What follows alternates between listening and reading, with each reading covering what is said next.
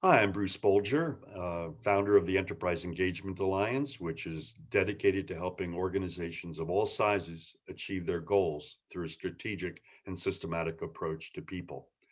And the purpose of our EEA Zoom shows is to provide management in all areas of business access to the information they need about the myriad tools uh, in the engagement space that are coming at them or at you at a dizzying rate, and to make sense of all the buzzwords. Because in a sense, many of us in management today have to be jacks of all trade and experts in none, or in very few. So, to help us understand the whole concept of total rewards, we've got three people who've got decades of experiences in several cases here, helping organizations address different elements of it. Derek Barton, who some of you may have heard of because of his extensive speaking and authorship work. He's Chief Talent Leader and CEO of the Center for Talent Solutions, which is an organization that helps people or helps organizations get the best out of their people over their journey.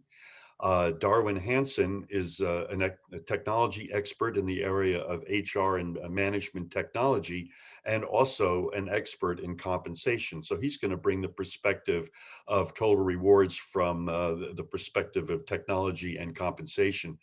And Jervis DeChico, he's Chief Engagement Officer for Prosper Bridge, which is a new benefit, or I should say, a new service to support employees to meet their financial challenges with the help of a personal prosperity assistant to guide them on their way. So we're going to look at this now from two perspectives, and I'm going to jump into it in 1 second, but do want to always thank the sponsors of the Enterprise Engagement Alliance, companies in all areas of engagement that help companies achieve their goals through people. So I'm going to stop the share, gentlemen, and thank you all for joining us. And Derek, I'm going to start with you because I really want to start a little bit with the history of total rewards. As you probably know, it's a concept that kind of bubbled up in the late 1990s.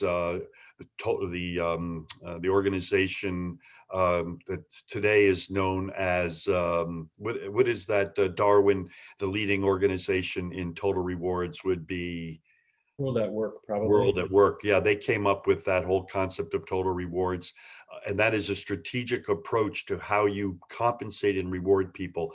Derek, to what extent have we really seen that happen in business based on all your years' experience?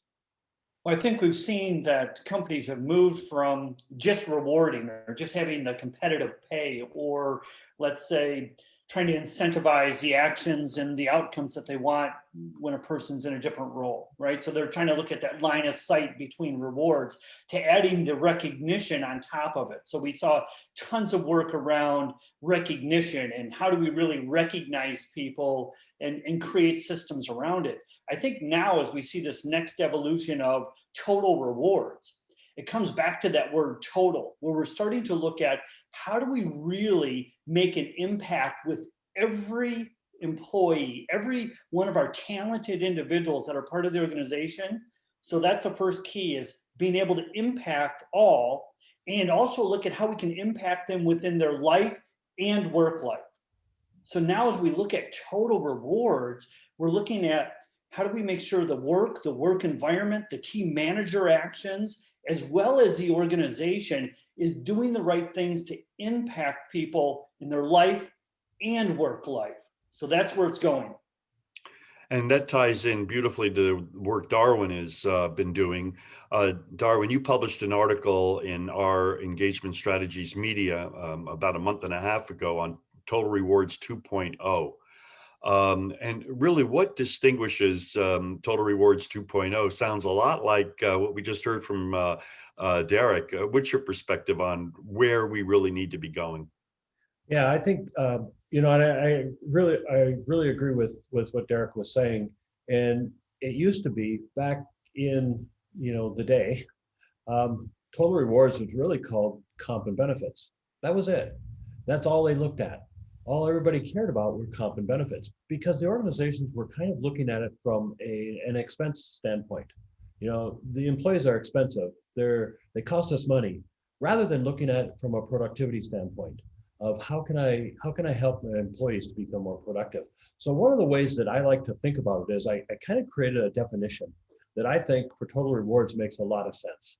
And for me, it's a CEO-led strategic approach to employee recognition and rewards that enhance an organization's purpose, and by focusing on clear metrics that create and support the biggest impact on employee satisfaction and engagement. And I think when you look at it from that perspective, you can see a couple of things to highlight. One is it has to be CEO-led.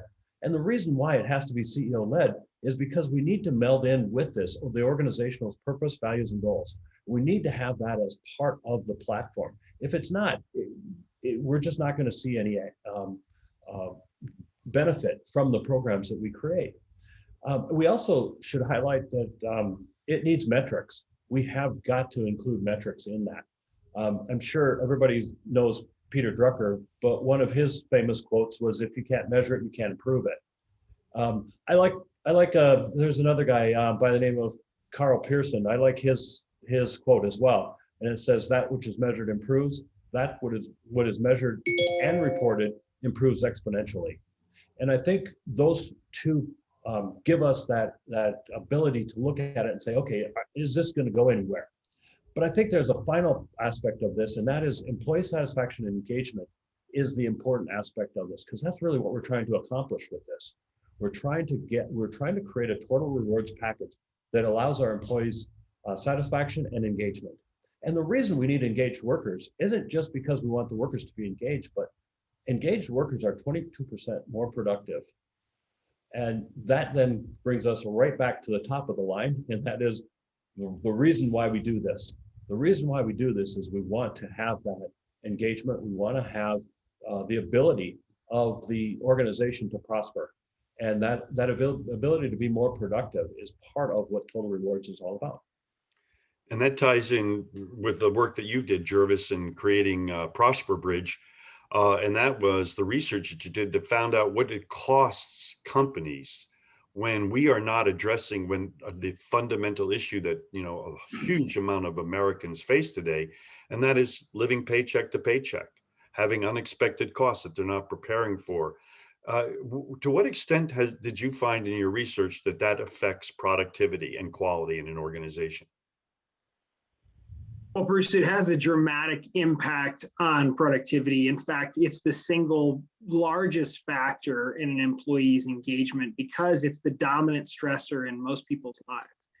Derek and Darwin are speaking my language here. Derek talked about impact. And at the end of the day, the question that employers need to ask themselves is my total reward strategy, is this strategy that I've built to engage my employees that Darwin so eloquently laid out, I love that definition, Darwin, laid out a definition for, is it accomplishing what we're trying to accomplish?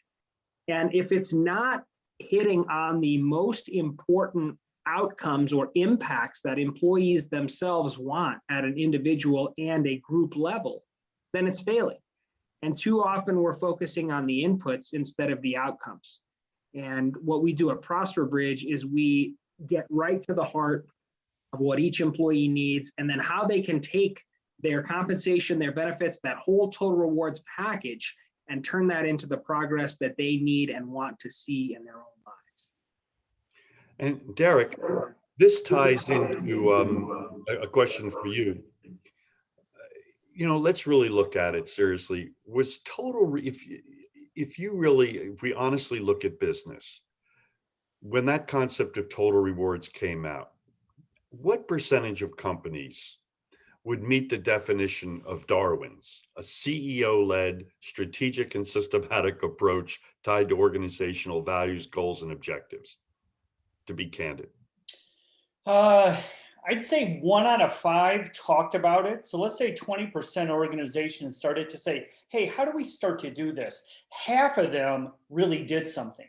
So we're at that's a top of 10% of companies really were starting to implement total rewards in a way that it would stick versus they started to do an initiative or they had an HR-led program that quickly backslid.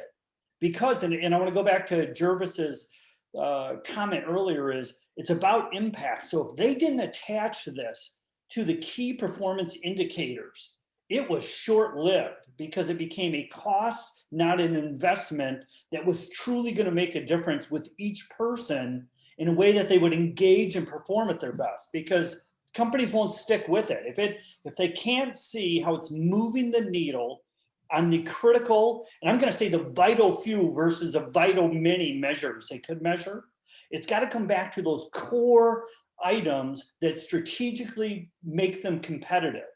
If they didn't line up the rewards and the way they were engaging talent around that, didn't work. And so that's why you see, a handful of great examples out there now where people are really pushing this and making it stick.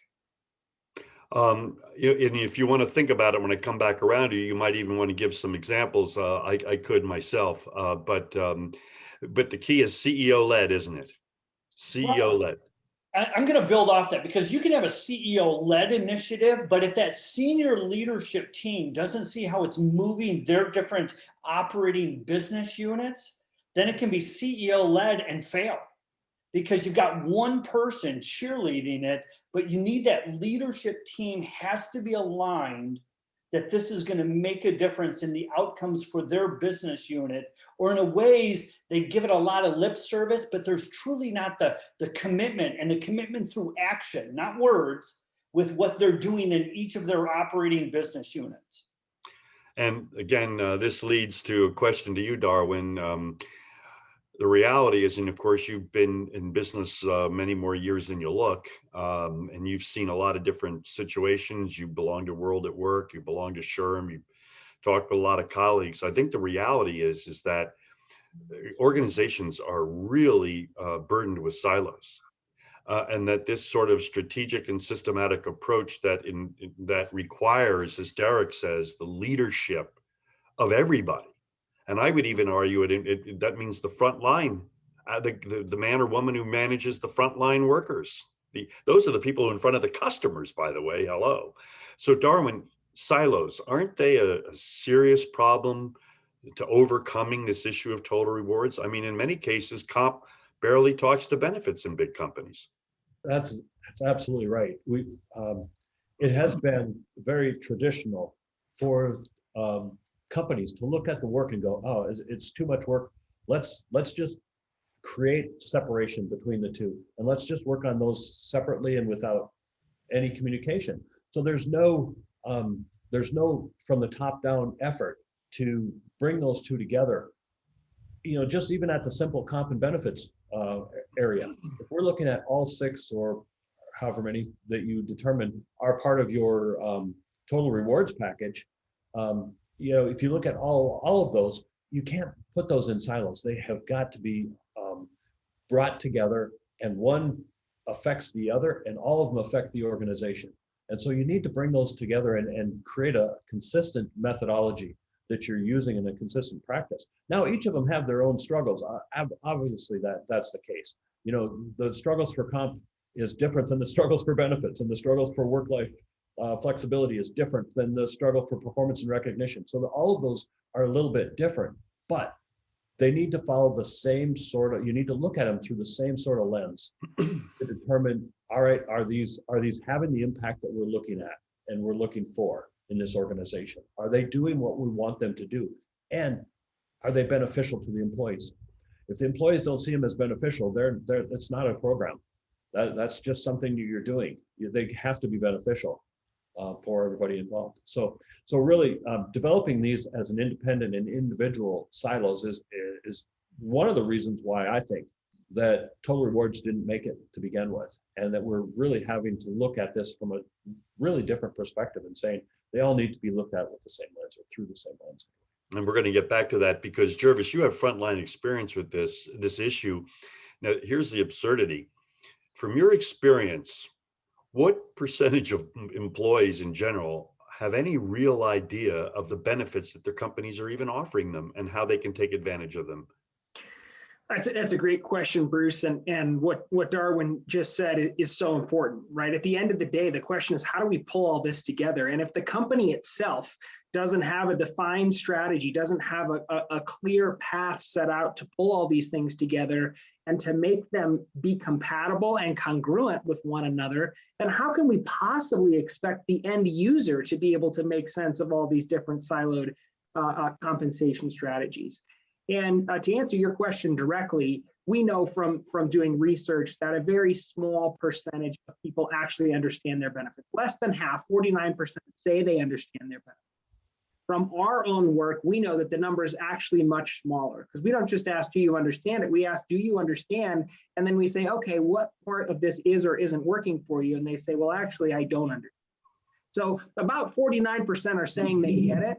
About half of those come close to getting it, and about half, again, actually have a clear understanding of their compensation structure, their benefit structure, their total rewards opportunities, and are able to take advantage of them. And at the end of the day, if your end user isn't experiencing the outcomes that they want, isn't feeling benefit from that package, like Darwin said, it's just words on paper. It's just an idea. And until companies embrace that it needs to be centered around a purpose and a structure that has the specific goals of the end user in mind, we're going to continue to see this treading water strategy where you just try to outnumber your competitors on the line items of benefits that you're providing, and your people keep leaving because they're not feeling invested in. And really what you're talking about, all of you, are that if there's a strategy aligned with your goals and your culture, then it becomes a story. And when it's a story, it's more easy to remember, and it's more easy to put it into context. So Derek, again, you've been at this for a couple of decades. This wisdom of having a strategic and systematic approach to total rewards has been around for 20 years Sure. or more. And yet I think if I do the math, I think based on what you said, at most 15% of companies, the way you put it, maybe have a strategic and systematic approach. And I would disagree. I think it's less. I think you're counting among the 15%, those CEOs or boards or executives who get it and who think it's important, but they do it instinctively.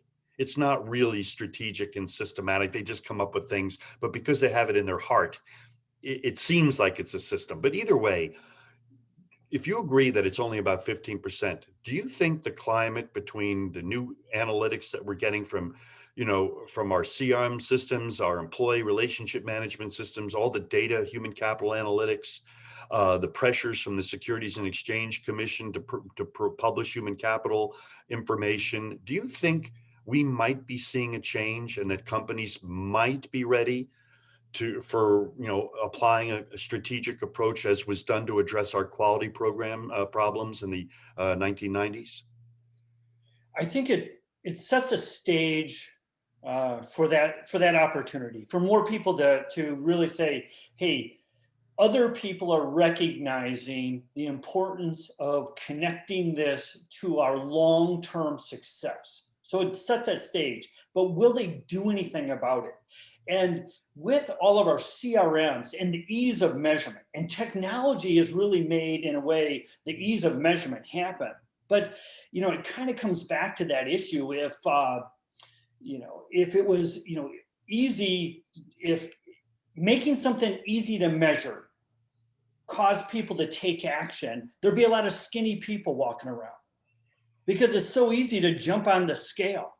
I can jump on the scale, weekly, every day, every hour, right? But how does it change my work-life balance, my exercise routine, my eating habits? See, that's getting it down to those actions. And that's why it's going to be so important to have a strategic linkage between total rewards and the success of the business. But it has to kind of get down into the way we work, which comes back to the managers on the front line with their talent. And are they really taking action? So when we line up a recognition program, are we making it easy for teams as well as the managers to recognize important actions, and that those actions are tied back to the key performance indicators? If we create that and in a way, we equip them to do this within the organization, it works. It adds value. It sticks.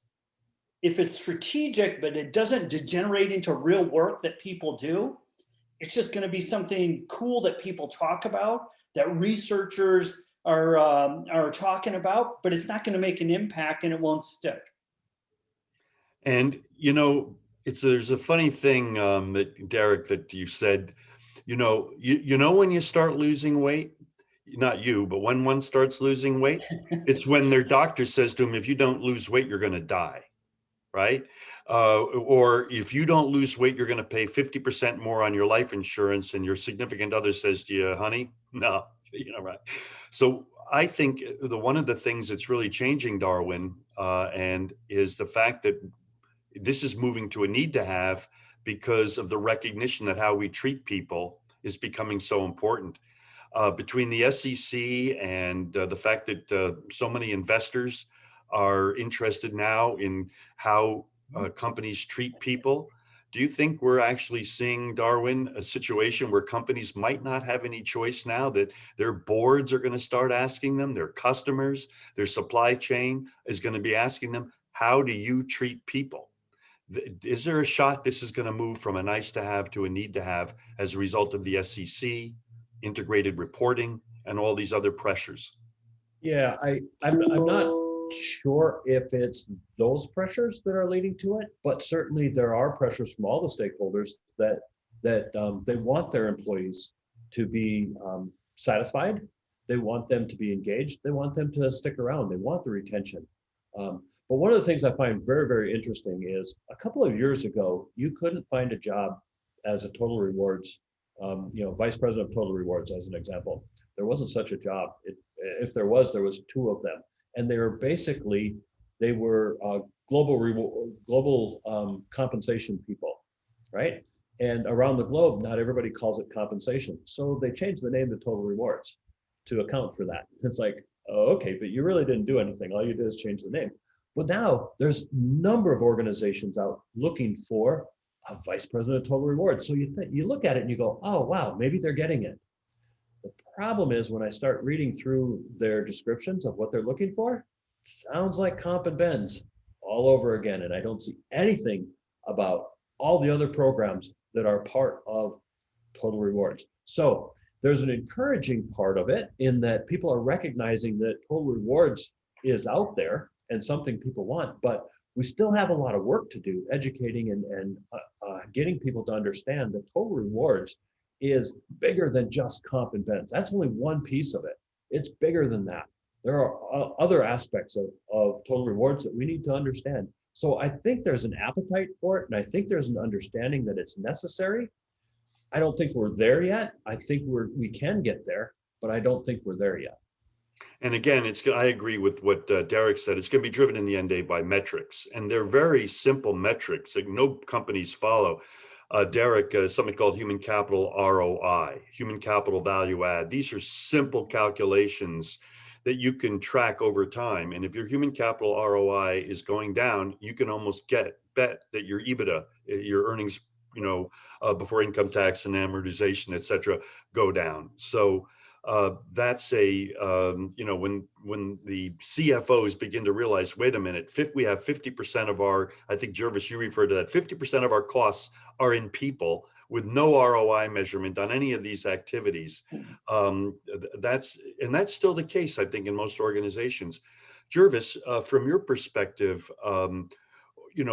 a total rewards package isn't going to work, even if you've come up with the best total rewards package, unless the employees know about it. To your experience, how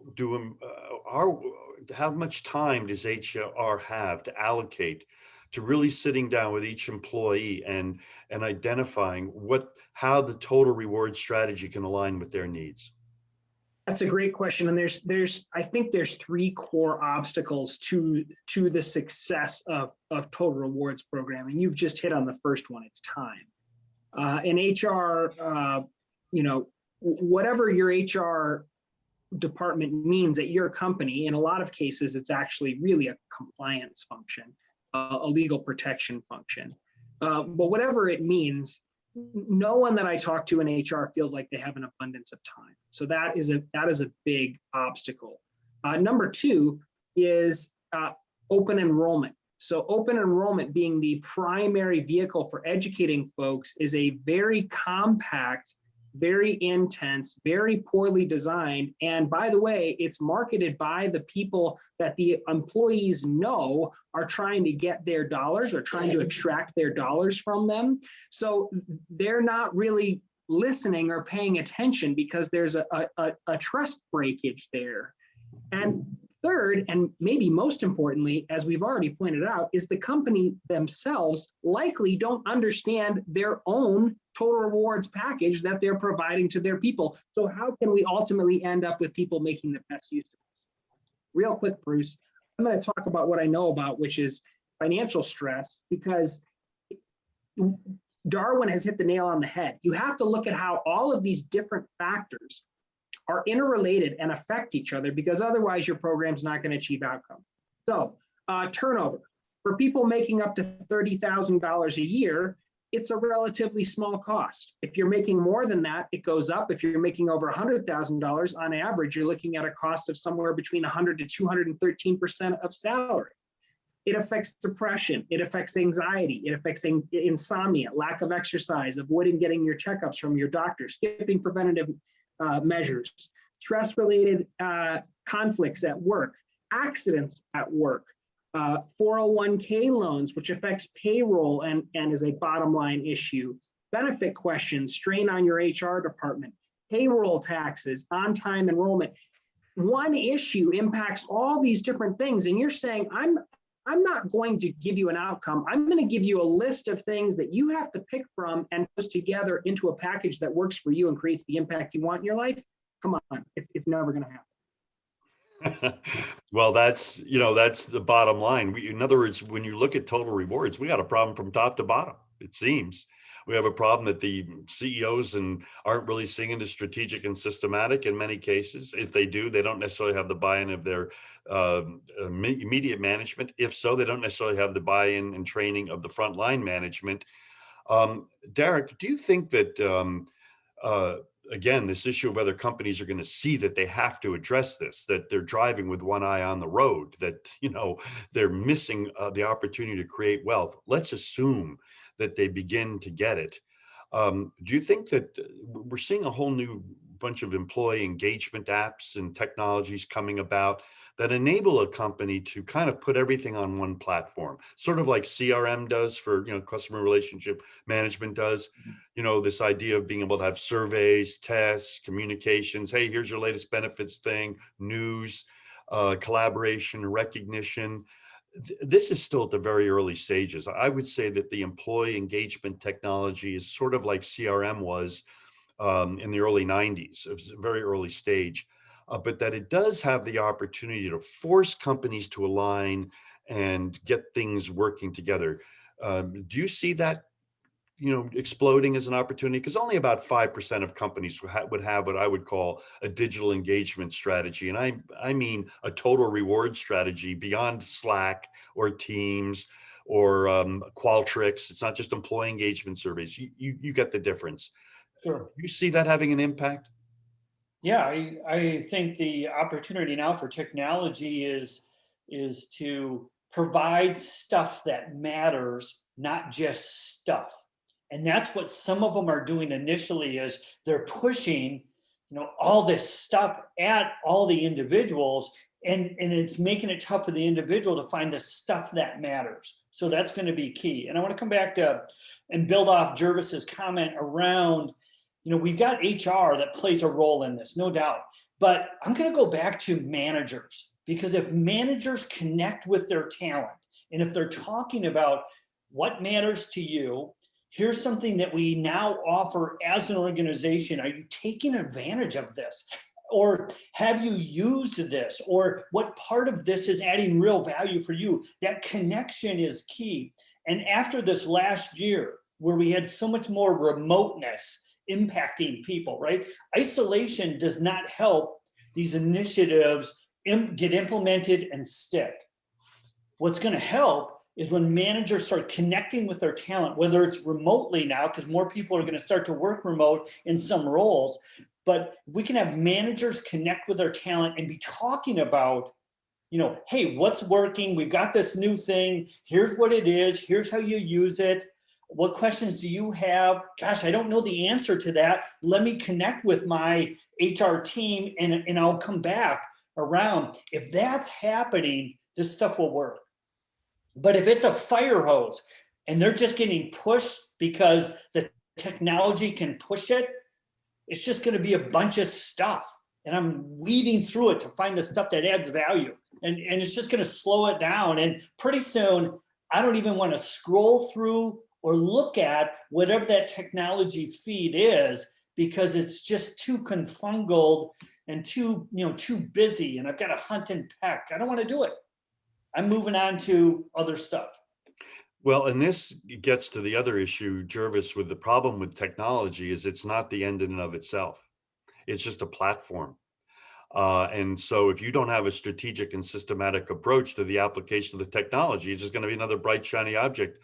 And I think in reality, so far, haven't we seen a lot of these recognition technologies just being used as a bright, shiny object to make my service awards program look sexier? Yeah, and without thought as to whether or not it's actually impacting the end user in the way we want it to. Quick story, I was part of a large networking organization that I recruited a lot of people to, and that was how the organization made money. And the reward for me going out and bringing them a bunch of revenue and new connections and growing their network was a different colored name tag. Now, for some people, that might have been a really inspiring, powerful thing to be able to get up in front of a room and have other people immediately recognize you as a leader. For me, I didn't care because I'm a servant leader by nature anyway. I didn't want recognition in the form, and to me, it was actually an insult. And so when that's how you structure your total rewards program, that everybody that does A gets B, you're really missing the point. The point is, how is person X affected by A, B, or C? And how do we create a total rewards program that invests in person X in the way that they need to be invested in? And so you need to do that through human connection. As Derek was just saying, fintech and technology solutions are great. They're part of the solution. But without the human guidance and connection and the passion behind these initiatives that helps people connect all these different lists to their personal development and professional goals, we're not going to achieve the outcomes that we want. And Derek, this will be my last question. Oh, go ahead, Darwin. Sorry, Bruce. Just another quick comment on that. In support of what Derek was saying is that I did a technology audit on a company. They had 225 different tools that they used. There is nobody that knew what they were doing with any of those tools. And so you had 3 people basically for each tool that knew what they were doing and knew how to use them and knew what they were for even. So I mean, it can be people do sometimes make that mistake, and that they think the tools are the program. The tools are supposed to be there to support the program, and they're supposed to help the initiative. But the same thing that you do with total rewards, with the program itself, you have to do with the tools that support that. There has to be an impact, and it has to be useful, and it has to be something that people use. And you can't have everybody having a different tool. There has to be a tool that helps everybody understand what they're doing, and what they're doing might be different, but they have to have that understanding. Well, it's funny, and I'm going to get to you in the last question, Derek, in a second. But whenever I hear the term HR's tech stack, I immediately go, you know what I think? I think of New York City, those photos you see in 1910 with all the wires running, because it was total chaos, right? 20 different telephone companies competing with one another. And that to me is I just want it on my phone, easy to find, quick. I can absorb it quickly. And if I want to get more information and spend a half hour on it, great. Make it easy for me to find, but don't force me to read a half hour to do that. Derek, I want to get back to the personal element of this, because this kind of relates to a business that you're launching, Incredible Life Network. And I wanted to bring this up because I think it gets back to really what Jervis was talking about also, and also Darwin, is that at the end of the day, how we feel every day has a concrete impact on our work. And I always think to myself, of all the souls for whom, I almost can shed a tear. And it's amazing that we all tolerate this. All the souls that on Sunday night are miserable. Think of all the millions of Americans. Now, I'm happy on Sunday night. I love my work. Great. Tomorrow's another day.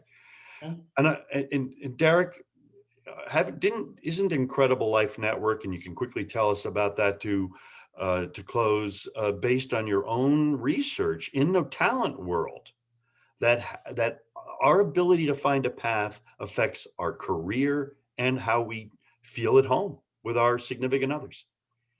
Yeah, yeah, so true. Yeah, so the work we've done around engaging and retaining talent for 20 years, right? We were able to dial in, and people know in their gut, and they can talk about this is what is most critical to engage me to perform at my best, and we'll create a place I want to stay.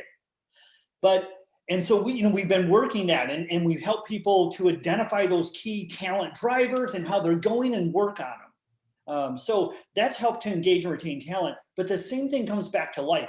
People can clearly, and this last year, as we've gone through the pandemic and the impact, it's reset people. And they've started to say, man, what really is important in my life? What creates my incredible life? What makes a difference for me? And so that leveling, I mean, we've created a set of these life drivers where people can identify these key things quickly that make a difference in their life. But that's going to have an impact for total rewards, because people are dialed into what's important. And if we're just feeding them stuff and they don't see the connection, everything that's invested to create this total reward strategy or this giant HR initiative is not going to line up. They're not going to see it. They're not going to make the time to hunt through it. So we've got to come back to the individual and start to say, what's important to you? How's it really going right now? What can we do more of? And so if I'm a manager, I can say, what can I do that would make a difference on this for you? What can you do about it? What can we do? If those kind of connections start to happen in an organization, they are successful at implementing that total reward strategy. If those connections are missing, you have little to no impact in what people do or achieve on the job based on your total reward strategy. So. Well, thank you very much for that. And we wish you luck with your new venture, Incredible Life Network. So folks, in concluding, this, of course, as you see on my screen, are the resources that are available free of charge from, or most of them, from the Enterprise Engagement Alliance. And I quickly want to recap. The goal of this program is to give management at all levels an essential idea of what's critical on the topics we covered. And this one today is total rewards. And once again, the message is it's got to be strategic, systematic. It's got to have clear metrics tied to the organization's bottom line. It's got to be brought into not just by the CEO, but by middle level management and frontline management. And the concept of total rewards is to connect, to make a connection between compensation, benefits, and the entire work life, as Darwin pointed out, so that how people feel every day is aligned to the actions which, if done more of, will drive organizational results. It's not just a matter of having people feel good. It's having them feel good about their mission, about their job, and having a sense of task value that no matter what I do makes a difference and it's appreciated by the organization. We've learned that the big obstacles to it is a lack of awareness, that companies throw bright, shiny objects at it, that they do not have a strategic and systematic approach, that they silo it, that benefits is cut off from compensation, and it's not a holistic approach.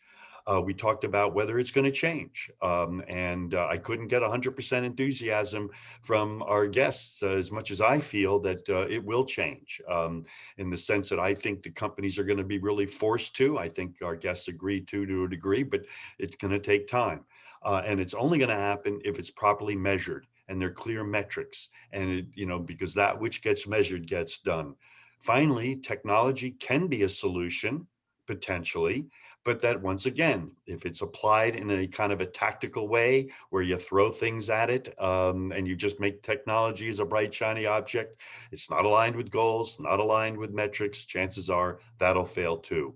So it's the new dawn of opportunity for total rewards, the new focus on human capital, the new focus on turning people into a profit center from a cost center.